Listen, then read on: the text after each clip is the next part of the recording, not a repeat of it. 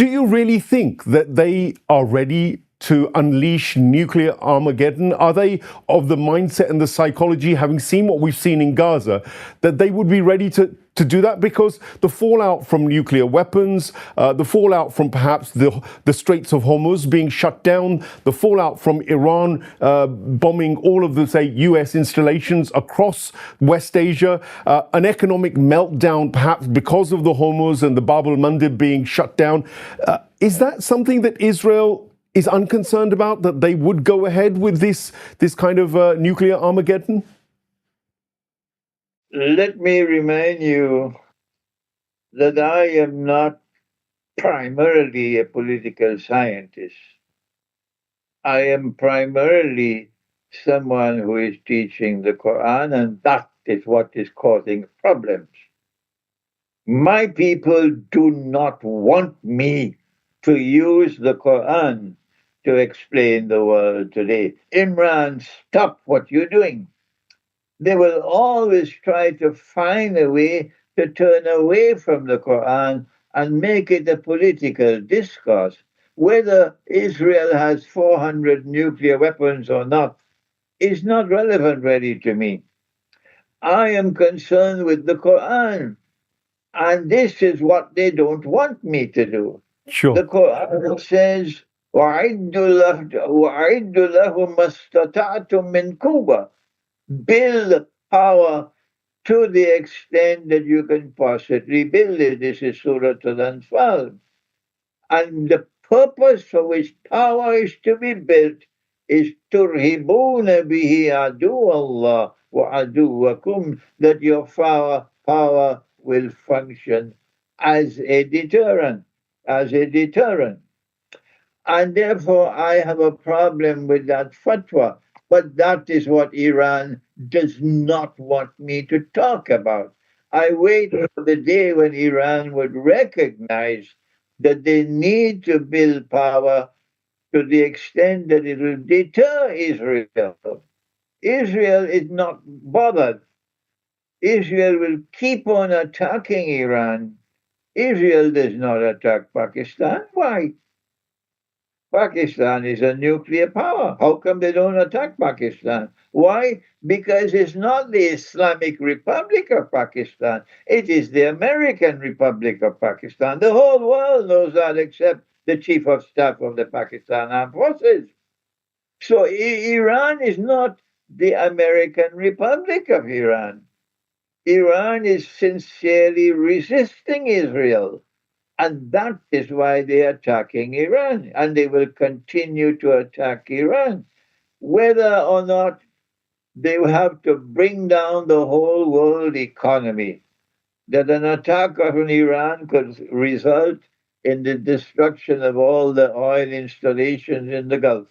An attack on Iran could eventually cause the Straits of Hormuz to be blocked. If that happens, the world economy can collapse. Israel doesn't care, but Iran does care. Iran is acting cautiously, not recklessly. This is why I have so much admiration for Ayatollah Khamenei, that he acts with wisdom and he acts in a manner which is cautious rather than reckless. So I don't think that Iran would so easily block the Straits of Hormuz. I don't think Iran will so easily launch missile attacks on all the oil installations in the Gulf and send them up in smoke. I believe that Iran will act very cautiously, but Iran has to do something to stop Israel attacking Iran constantly. And Trump will also join in the attack on Iran. It's coming again. Look, just wait and you'll see it's coming again. Well, coming back to your actual area of expertise, as you've hinted several times, I keep taking it to the political, geopolitical, and thank you for answering that question pretty thoroughly. I think that there's this question of eschatology. We understand from your initial introduction, that the Jewish fraternity, or certainly this Jewish fraternity, whether it's in the Talmud or the Torah, I'm not sure, they have an eschatological commitment towards creating this end time games where they rule, like, essentially the world from Jerusalem, I guess, or from Tel Aviv.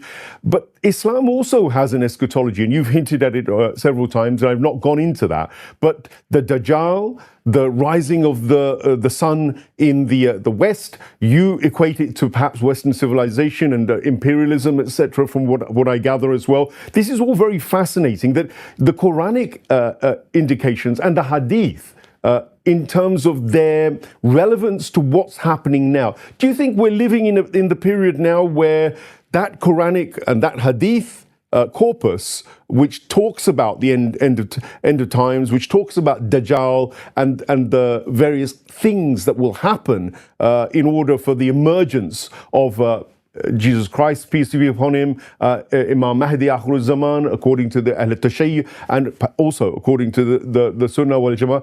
Do you think we're in that period now? And what are the signs that you're seeing that might indicate to you that we are? Our Prophet, Allah's blessings be upon him, has given a timeline of events in the end time, as no political scientist has ever been able to do.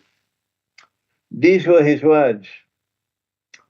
I'm not quoting the Arabic text, so they're giving an English explanation. When Jerusalem is center stage in the world, and Medina is in forlorn desolation, then the next event that the world can expect in that timeline of events is the Great War. Christian eschatology and Jewish eschatology call it Armageddon. And our prophet referred to the same Armageddon as Malhama, the Great War. And today we see Jerusalem at center stage. You have to be blind not to recognize that. And Medina in forlorn desolation, playing absolutely no role whatsoever in the affairs of the world. And so now we are expecting the Great War. And I am of the opinion, of course, I hope I'm wrong. I'm of the opinion that the Western world, which has been acting in proxy in fighting Russia in Ukraine, it's actually a war between the West and Russia, not between West and Ukraine. Ukraine is a guinea pig. That war is now winding down. And it is becoming plain and clear that the West is losing the war. I don't think that the war is going to continue until Ukraine has to surrender, and Russia is triumphant in that war and accepts the defeat and surrender of Ukraine. I don't think that's going to happen, but we don't have long again before Ukraine will not be able to fight anymore. I am of the opinion that they will not allow that to happen, that they prefer a nuclear war to save face rather than to face defeat in Ukraine. So we may not have more than a year or two, perhaps, left before something will be done to provoke the Great War. I hope I'm wrong. I'll be happy if I'm wrong, but this is my anticipation. Now, if and when the Great War takes place, our prophet went on to say the next event after that would be the conquest of Constantinople. Why has that name disappeared from our discourse, even in Iran? Not just nobody uses the term Constantinople anymore. They're scared of using the name Constantinople because it has been made illegal in Turkey. You can't use the name Constantinople. But our prophet used the name Constantinople for the city, and therefore it is a sunnah, and I use the sunnah. I have written a book entitled Constantinople in the Quran. Do you think they will ever respond to my book? The Shia scholars? Do you think the Sunni scholars will ever respond to my book?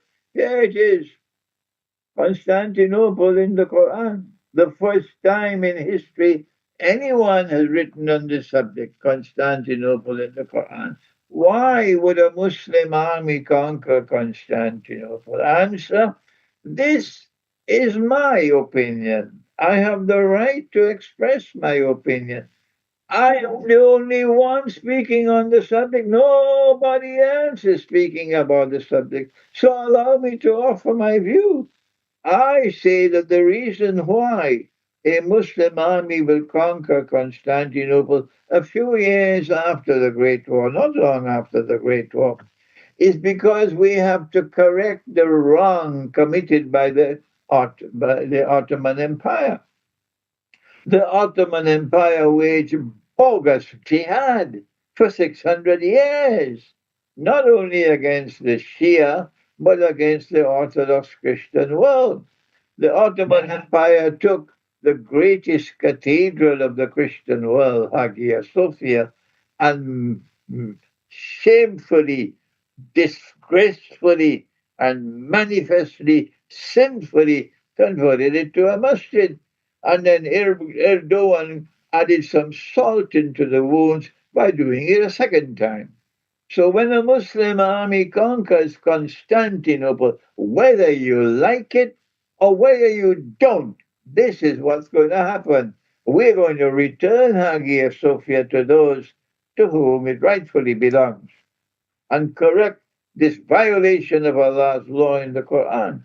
When we return Hagia Sophia to the Orthodox Christian world, that will cement the reconciliation, the friendship and alliance between our people and those who follow Jesus. Number two, after the Great War takes place and the conquest of Constantinople takes place, the Russian Navy will be able to pass through the Bosphorus and enter into the Mediterranean. That's bad news for Israel.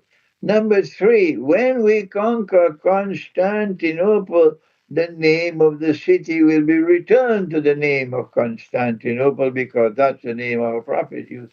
Number four, when we conquer Constantinople, then all those Christians who were driven out of that land where they lived for thousands of years, driven out by the Ottoman Empire in the Armenian genocide of 1914, I think it was. When we conquer Constantinople, all the Christians, the Greeks, the Armenians, whoever you were, who had been living in that area and who were driven out unjustly, will be allowed to return. When we conquer Constantinople, Muslims and Christians will share the city and we will teach the world how we can live together in fraternity. The Prophet then went on to say, after the conquest of Constantinople, the next event that will occur would be when Dajjal will appear in person, the Khuruj of Dajjal. And so, Sayyid Muslim, we are indeed living in those times at